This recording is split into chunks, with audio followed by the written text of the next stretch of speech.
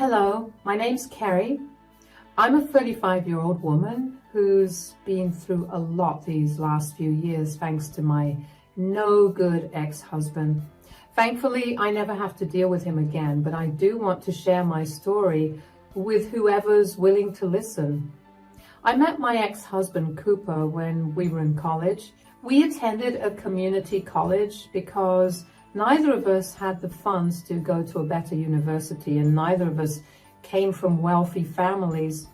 Right off the bat, we related to our struggles growing up in a way that made me feel very seen and understood, which was something I didn't get to experience much considering I was the middle child in my family. Anyway, Cooper and I dated throughout college, and after we graduated, we moved into an apartment together. Now, I took care of a huge portion of the bills because Cooper couldn't seem to find himself a job. I tried my best to help him out, but the jobs I found were either not up to his standards or too much work. I didn't complain about having to shoulder most of the bills because I loved Cooper, and I thought that he was just at a stage in life where he was trying to figure things out. In hindsight, I should have seen the warning signs and run away immediately, but here I am. A year after we graduated and moved in together, I ended up pregnant. At this point, I was terrified. I didn't have the resources to take care of Cooper myself and the baby, but luckily, Cooper stepped up and showed me that he was capable of being a great father. He got a pretty decent job and worked hard to save up for the baby. After we found out the sex of our baby, we were having a baby boy. I guess we actually realized how drastically our lives were going to change. And that's when it hit us that we hadn't gotten married yet. So Cooper proposed to me and we had a courthouse marriage just a few days later. Even though it was nothing big or extravagant, didn't mean that it wasn't the best day of my life, at least back then. My son, Chris, was born shortly after that at a healthy weight of 7 pounds and 6 ounces. One look at his precious face and I knew that there was no way that I was going to let anything or anyone hurt him. Cooper was an amazing father right off the bat. I never fought with him about his responsibilities, and he made sure to take care of me as well as the baby. I fell even deeper in love with him by this point. We were still struggling financially, but we were a lot happier than we were before. 2 years after Chris was born, Cooper's mom passed away. I wasn't exactly close to her, but she was a good woman. Chris was not close to his mother at all, but he still grieved her loss. The only good thing that came out of her passing was that she left Chris her house. That house had been passed down to her by Cooper's great-grandmother, so while it was a relatively new ancestral home, the only thing we really looked for was the fact that the house was fully paid off. We moved into that home once everything regarding Cooper's mom's death was settled and began our new lives there. Initially, things were like they always were, but then I began noticing changes in Cooper. He became a lot more sullen and upset. He refused to talk to me. He barely helped out with Chris. He would, in fact, just ignore Chris. Chris would scream and cry for his father, but Cooper would barely bother. At first, I thought that he was just grieving the loss of his mother and that maybe living in his childhood home was affecting him. But over time, I began to realize that those were just his usual behaviors coming back from before Chris was born, except that they were a lot more intense. Cooper lost his job pretty quickly and we were back to managing the house on a single income. I couldn't keep us afloat on just one paycheck, so I had to pick up a second job. I barely spoke to Cooper because I could feel anger and hatred festering in him, and I did not want that spilling over. I also didn't leave him because I was terrified of being a single mother and I didn't want to raise Chris in a broken home. I continued to work 2 jobs for 3 years until I'd had enough and told Cooper to get his act together and get a job or I would leave. Cooper took my threats seriously and found himself a job. It was just enough for him to cover our utility bills, so he told me he'd do that. Over the next 2 years, that was our arrangement. I thought we'd gotten through the worst, but little did I know that the worst was yet to come. Cooper began heavily drinking and smoking. The people at his new workplace would constantly take him out for drinks and smokes, and that bled into his home life as well. I did my best to deal with it and keep my son away from his messy father, but my breaking point came when I received an email that was a warning to pay off our electricity and water bills by the end of the month, or our electricity and water would be shut off. I flew into a rage that day. I used Cooper's laptop to check his bank transactions and found that he had been using all his pay for months to drink and gamble. He was in so much debt. I felt bile rise up at the sight of it. At that moment, I knew that I couldn't continue to be with him. So I quickly grabbed all my most important things and Chris's things and Chris before heading out. I was about an hour away from home when Cooper called me in a panic. "Carrie, where are you?" "I'm gone, Cooper. I do not want anything to do with you anymore." "What do you mean? What did I do?" "You did nothing, literally. If I continued to stay with you, we would all end up homeless. I can't have that happening."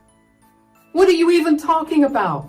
"You were supposed to pay off our utility bills. Tell me why I got an email telling me that we were 6 months overdue." "I can explain that. I didn't earn as much as I should have." "Yet you earned enough to fund your drinking? You lied to me, Cooper, for months. I cannot keep doing this with you. I looked at your bank statements. You earned more than enough. You just chose to spend all the money on booze and your gambling addiction.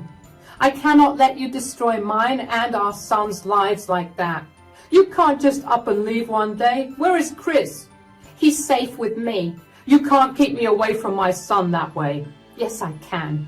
You're going to ruin him if he continues to be around you any longer. I don't want him to grow up thinking that the way you acted was normal and acceptable. Our boy should have a bright future ahead of him. And the only way he'll get that is if he's away from you." "You know that you legally can't do that, right?" "I know, but I have enough proof of your inability to take care of him so I can have temporary custody of him until we figure out the divorce." "Divorce? Are you seriously going to divorce me over a few unpaid bills?" "Those few unpaid bills are in the thousands right now. I do not have that kind of money to pay it off. They're going to shut it down soon and I need to get out. I left a good portion of the bill payment on the countertop, but you're going to have to figure the rest of it out. I cannot let you be a part of my life ever again." "Isn't there any way we can talk about this? Do you really want our child growing up in a broken home?" "I only stayed with you because I didn't want that. If it was up to me, I would have left you 5 years ago. But now I realize that being a part of a broken home is better than watching your parents hate each other." "You've gone mad. I will not let you get custody of Chris." "You don't get to decide anything. If you really want to get equal custody of Chris, you need to get your act together. No judge or jury will let you have equal custody of your son when you barely earn anything, drink like a fish and gamble away all your earnings.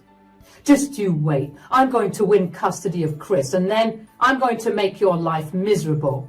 I'd like to see you wake up and not drink immediately first. Bye." I had no idea where I was driving, but I knew that I needed to get away from Cooper. As long as he had no idea where I was, I wouldn't mind.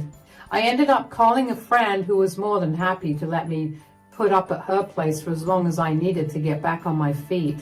I stayed with her for almost 3 months before I finally had enough money to rent my own apartment. I then began saving up for the divorce. I knew that Cooper was not going to make things any easier for me, so I needed enough money to pay off a good lawyer. Thankfully, I managed to find a great lawyer who was willing to work for however much I could pay him. It took over a year to get the divorce settled, and once it finally was, I was given full custody of Chris.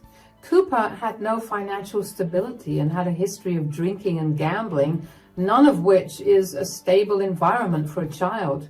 He was given visitation rights 1 weekend a month. I hated that, but I made peace with that. I continued to work hard until I managed to land myself a pretty good job that allowed Chris and I to live more than comfortably. Chris would visit his dad once a month, and while he wasn't the biggest fan of his father, he never made a fuss about it. I cut off all contact with Cooper, and unless it was to coordinate drop-off and pick-up times for Chris, I didn't bother to talk to Cooper. The arrangement worked for us for 5 years. However, in the 5th year, Chris was about 12 at that time. I began to notice Chris becoming rather scared of going over to his dad's place. I remember I talked to him about it once, but Chris just brushed it off. I didn't push it further and I forgot about it, which is something I deeply regret. This odd behavior of Chris's continued for a year and I never once questioned him again. I did my best to be there for him, but he made sure to push me away all the time.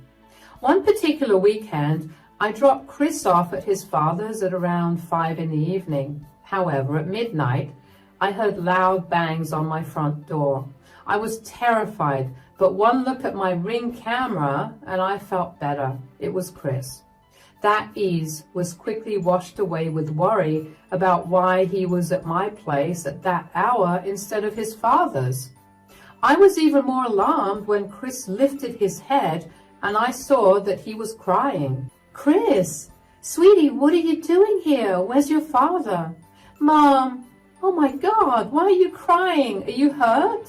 I'm not hurt. I just calm down, sweetie. Take a few deep breaths. You're okay. Mom's here with you. Take your time and tell me what happened. Come in and let me get you some hot chocolate. No, I need to tell you. Okay, sweetie, what is it?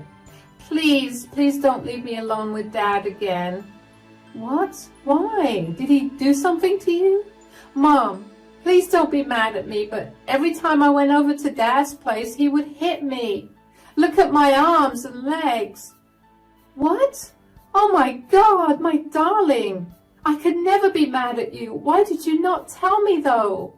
Dad threatened to hurt me more if I told on him, and I didn't know what to do. I really wanted to tell you, but I was so scared. Oh, sweetie, I'm so glad that you came to me about this. I could never be mad at you about this, okay? I promised to take better care of you, but did something happen tonight that made you come running to me? Well, Dad always acted funny before he hit me, and I wanted to see what it was. Funny? What do you mean? He would come back home from work or wake up in the morning or whatever, and he'd behave normally. He would be nice to me and he'd crack jokes with me, but then he'd go into his room or he'd stay in the living room after I went up to my room, and then suddenly he'd become this angry monster. The tiniest thing would upset him enough to start beating me. Oh my God.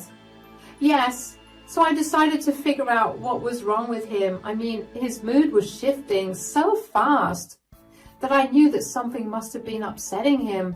So I set up my phone tonight to record the living room where he was sitting. And that's when I found him doing this. Oh my God. Is that cocaine? What in the world? I don't know what that was, but I knew that it was a drug. I wanted to stay in my room, but I needed to get my phone back before Dad saw it. I went downstairs and Dad got mad at me for being up past 10, so he beat me up. I even caught that on the camera. But once Dad was done, I managed to get my phone back. I looked at the recording and managed to run away to you. Oh, sweetie, this is way too much for you to be dealing with. Don't worry about anything. I'll take care of this. But you definitely deserve hot chocolate tonight. Why don't you take a nice warm shower while I get that ready for you? Thank you for believing me, Mom. No, I'm sorry that I hadn't paid better attention to you. I'm sorry I couldn't protect you properly. I know you'll protect me with everything you have now, so it's okay. I'll go take that shower now. I felt so beyond ashamed of myself for not looking deeper into the signs. Chris had to go through so much just because I chose to turn a blind eye. I can't even put into words how much I hated Cooper at that moment.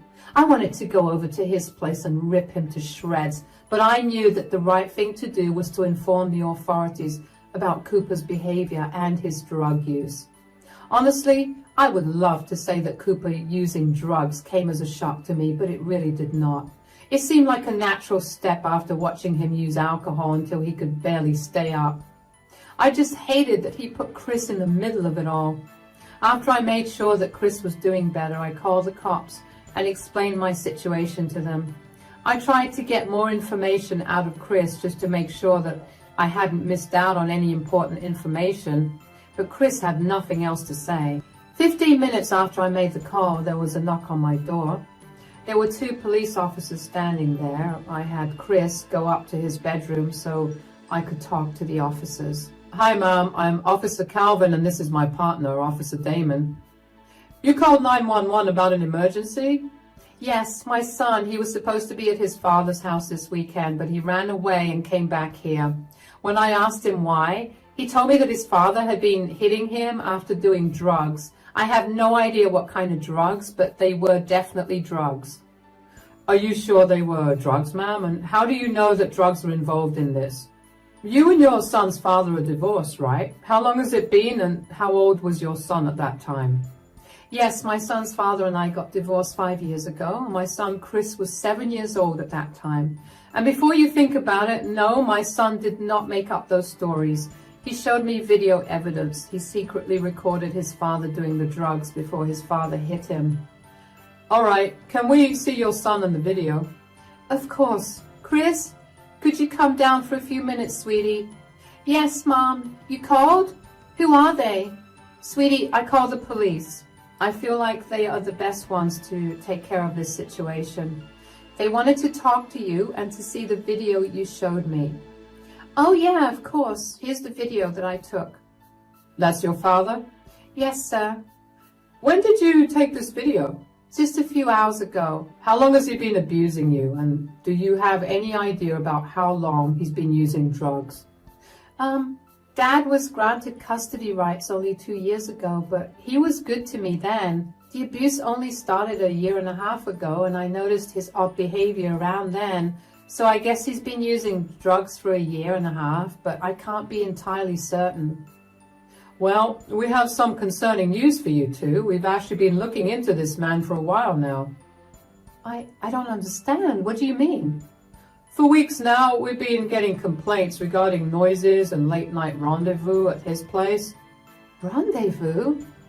A bunch of people have been coming over to his place late at night. After a little profiling, we've identified most of them to be various drug addicts. We've been suspicious that Chris's father was selling drugs, but we never had any concrete evidence of that. But Chris, you've provided us with all the evidence we've been searching for. I'm so sorry that you had to go through all of that, but I hope you'll feel better knowing that you helped get a drug peddler off the streets. It's okay, and it's nice to know that I could help somehow. I'm a little confused. How is this video proof that Cooper is selling? I mean, it's proof that he's using, right? It is, but it gives us the chance to get a warrant to search his house. And I'm sure when we'll search his house, we'll find something. The warrant will be ready in an hour. Why don't the both of you wait in my living room? In exchange, I want to be there with you when you walk into Cooper's place. That is not a smart idea at all, Miss Rogers? Yes, Miss Rogers. We don't know how dangerous Cooper really is, and we can't risk you getting hurt. I won't get hurt. I promise to not step foot in his home. I just want to talk to him. He laid his hands on my son, and I do not want to let him go scot-free that way. Please, I'm begging you. Fine, but you cannot set foot into the house at all. At any sign of aggression from Cooper, we will pull you out of the situation. Do you understand? Absolutely. My heart was racing. Yeah, I expected Cooper to do drugs, but I never once thought he'd start selling or just in general doing very illegal things. I only got more terrified when I realized that Cooper had endangered Chris by bringing drug addicts into the house while Chris was there. I'm not one to be prejudiced against drug addicts. I recognize that it's a genuine disease. But what I do not agree with is exposing kids to adults who are unable to function because of how strung out they are. While we waited for the warrant to get approved, the police officers sat in my living room while my mind raced with all the ways that Chris had been endangered. I couldn't help but be thankful to God that Chris was safe and alive. When the warrant came, I had Chris go to bed. I told him that I would be back as soon as everything was done and left with the officers. We got the warrant and drove as fast as possible to Cooper's place. Before we left the car, the officers, Calvin and Damon, reminded me that I was not going to be able to go into the house. I assured them that I just wanted to confront Cooper and surprise him with the fact that he had been caught. We waited in the car for about 10 minutes before we were joined by other squad cars that surrounded Cooper's place. Once everyone was in place, Officer Calvin and Officer Damon and I made our way to Cooper's door. When Cooper opened the door, he looked like he was strung out on multiple drugs, but the sight of the two officers immediately woke him up. "Carrie, what are you doing here? Why do you have two cops with you? If you're here to take Chris, you know that it's my time with him, and that is court ordered. You have no right to bring these cops here." "Oh, I think I have all the right in the world to be standing here with these lovely officers. Where is Chris?" "He's sleeping." "Are you sure? Because last time I checked, he was at my place sleeping in his bed there." "That's a load of nonsense. Is this your strategy, to lie your way into getting full custody of my son?" "I'm not lying about anything. I know about what you've been doing to him." "Oh, and what have I been doing to him?" "I saw the bruises all over his arms and legs. I know that you've been hitting him, and I also know that you've been doing drugs." "Drugs? Are you really reaching that far? You want me arrested just because you want to have custody of Chris?" "I have proof of you doing drugs." "Officers, I'm sure there's a better way to use our tax money instead of listening to some loony lady's claims. Sir, here is a warrant to search your house. We do have reason to believe that what Miss Rogers is saying is true." "You can't be serious. I don't want you in my house or looking into my things." "Sir, this is necessary, and if you resist, we will force our way in. We're asking you peacefully to allow us into your house." "This is crazy. What kind of evidence do you even have? For all you know, Carrie could have edited something and made it look like me. You have no idea how foul and crazy this lady is. She literally left me because she was delusional enough to think that she could do better than me." "I was not being delusional. You were a horrible person to be around. You always drank and constantly smelled of smoke. You lied to me for years about where you were spending your money, and you almost made us homeless. Why would I want to stay with someone like that?" "Regardless of your personal issues, there have also been reports by neighbors in this area of loud noises and late-night meetings happening at your place. That, coupled with the evidence that Miss Rogers brought us, has allowed us to make sure that there's nothing illegal happening here. If you truly haven't been doing anything bad in here, you have nothing to worry about. At best, we'd only request you to be careful with loud noises past 10 o'clock. "They're right, Cooper. If you have nothing to hide, let them in." "This is not about me hiding things. This is about my privacy being invaded." "Sir, this is a warrant to search your house. Feel free to read it, but we have to do our duty. If you'll excuse us now." Damon pulled me further away from the house and made me sit in the police car. He told me to not get out of the car unless explicitly told so. I assured him that I would stay put, and Damon ran into the house to help the rest of his colleagues. The policemen were in there for a fairly long time, and with every minute that passed, my heart beat faster. I couldn't help but worry that Cooper had somehow managed to get rid of all the evidence of his crime and was going to make mine and Chris's lives hell once this was over. Luckily, when the cops came out, they had Cooper in handcuffs and a pretty big bag that looked heavy. They found a good amount of drugs in Cooper's house, and when the cops found it, Cooper tried to run away. In his attempt to run away from his fully surrounded house, he injured 2 officers, which was another offense. It was only after I saw the cop car with Cooper in it drive away that I finally managed to calm my heart rate. Damon and Calvin came back to the car and checked in on me before driving me back home. Chris had been awake, waiting for me. I gave him the biggest hug and let him know that his father was arrested and was going to be away for a long, long time. Chris was so relieved that he began crying. I couldn't even imagine the kind of joy that my child must have felt, and I couldn't help but wonder how messed up it was that Chris was happy that his father was gone. Cooper messed up big time, and he was going to pay for it. The following months were nothing short of tiring. The first thing that happened was that Cooper was charged with a felony and was sentenced to 20 years in prison for that. Assaulting 2 police officers landed him with an extra 2 years in prison. Abusing Chris landed him an extra year, and he was sentenced to a total of 23 years in prison. Cooper looked defeated during those court hearings. I wish I could say that I felt sorry for him, but all I felt was immense anger and hatred towards him for what he did to Chris. I wanted him put away for as long as possible. After that, though, I had to work out the custody rights of Chris. Since Cooper was a felon, his parental rights were forfeited, and I became the sole custodian of Chris.